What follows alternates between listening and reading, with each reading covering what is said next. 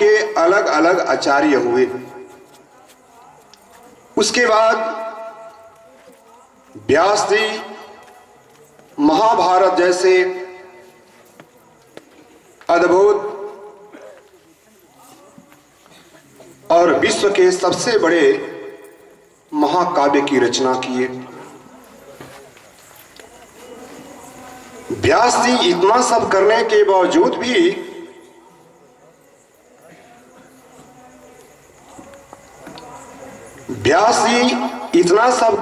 बावजूद भी पूर्णतया संतुष्ट नहीं थे। जब वो सरस्वती नदी के तट पर, उनका आश्रम सरस्वती नदी के तट पे था, एक दिन देवर्षि नारद जी घूमते घूमते बीणा बजाते श्रीमन नारायण श्रीमन नारायण श्रीमन नारायण का जाप करते करते महर्षि वेद व्यास जी के आश्रम पे पहुंच गए। व्यास जी ने बड़ा सत्कार किया नारद भगवान का, लेकिन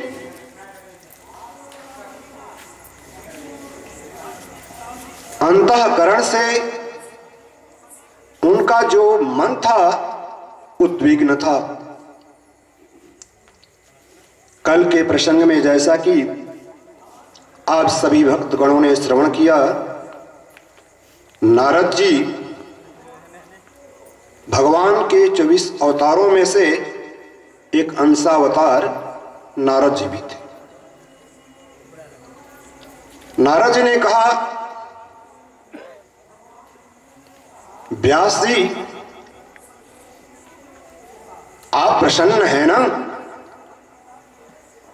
शारीरिक मानसिक रूप से आपको शांति है ना? जैसे ही व्यास जी ने इस बात को सुना, वो जो दर्द अंदर बैठा करके रखे थे उनका दर्द बाहर आ गया। उन्होंने कहा, नहीं भगवान, मैंने वेदों की रचना की, मैंने महाभारत जैसे महाकाव्य की रचना की और महाभारत में ऐसी व्यवस्था कर दी कि चाहे वो नारी है या शूद्र है या कोई भी हो, हर एक को अधिकार मिल गया। आप वेद पुराण शास्त्रों का अध्ययन कर सकते हैं। इतना सब करने के बावजूद भी मेरे मन को शांति नहीं है। नारद जी ने कहा, क्या आपको पता है आपके असंतोष का कारण क्या है? व्यास जी ने कहा, नहीं भगवान, हमें नहीं पता हमारे असंतोष का कारण क्या है, लेकिन हमें ऐसा लगता है अब तक हमने जितनी सारी रचनाएं की हैं अभी कुछ अपूर्ण है, पूर्णता को प्राप्त नहीं हुए हैं हम। देवर्षि नारद ने कहा, व्यास जी आप इतने वेद पुराण की रचना कर लिए, महाभारत की रचना कर लिए, लेकिन आपको आज तक शांति नहीं मिली। इसका मुख्य वजह यह है कि आपने प्रभु का गुणानुवाद उस ढंग से नहीं किया जिस ढंग से आपको करना था। इसलिए आप ऐसा करें, प्रभु का गुणानुवाद मन चित्त को एकाग्र करके भगवान में अनन्य प्रेम लगा करके भगवान का गुणानुवाद कीजिए, आपको शांति मिलेगी। भगवान नारद ने कहा, आप देखते हैं ना 24 घंटा श्रीमन नारायण श्रीमन नारायण श्रीमन नारायण का जाप करता रहता हूं। उसी भाव से, निष्कपट भाव से आप भी मन को प्रभु के चरण कमलों में एकाग्र करके प्रभु के नाम का संकीर्तन कीजिए, आपको मन को शांति मिलेगी। उन्होंने संकेत में बताया, आप भागवत की रचना कीजिए। और जैसे ही नारद जी ने व्यास जी का स्पर्श किया, संपूर्ण भागवत ट्रांसफर हो गई नारद जी से व्यास जी में। नारद जी को भागवत का ज्ञान ब्रह्मा जी ने दिया, किंतु उसकी विधि सौनकादिक ऋषियों ने बताया। और जैसे ही भगवान का संकल्प करके नारद जी ने व्यास जी का स्पर्श किया, सारा का सारा ज्ञान व्यास जी में ट्रांसफर हो गया। अब व्यास जी ने श्रीमद् भागवत महापुराण की रचना की। प्रेमी सज्जनों, आप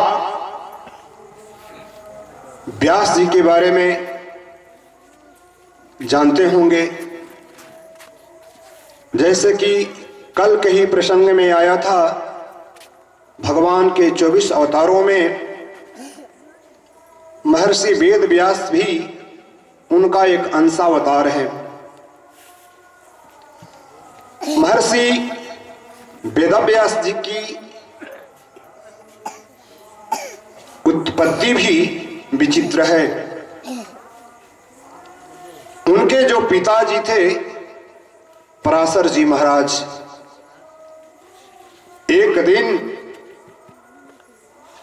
सरस्वती नदी के तट पे सुबह का समय था। सरस्वती नदी के तट पर स्नान ध्यान करके निवृत्त हुए।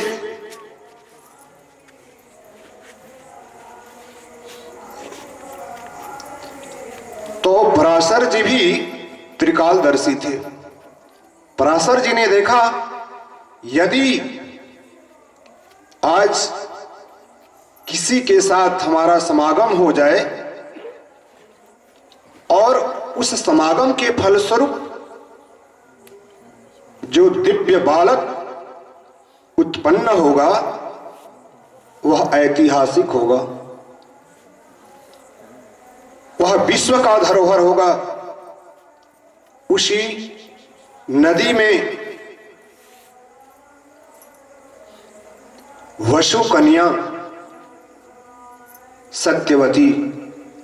सत्यवती जी का पालन भले ही मछुआरा के घर में हुआ, लेकिन वास्तव में वो मछुआरा की बेटी थी नहीं। सिर्फ उनका मछुआरा के घर में पालन पोषण हुआ। भागवत जी में ऐसा लिखा है। वो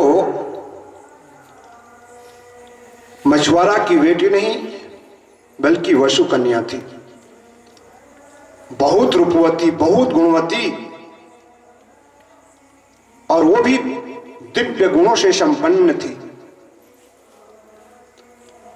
उसकी विशेषता यह थी कि उसके शरीर से ऐसा दिव्य गंध निकलता था, सुगंध निकलता था, जो 14 कोशों तक अपने सुगंध से पूरे वातावरण को सुगंधित कर देता था। मन ही मन पराशर जी महाराज उस रूपवती, उस गुणवती, उस धर्मवती कन्या को देख करके अशक्त हो गए और जा करके उनसे निवेदन किया, देवी मैं आपसे कुछ निवेदन करना चाहता हूं। सत्यवती बोली, महाराज आज्ञा कीजिए।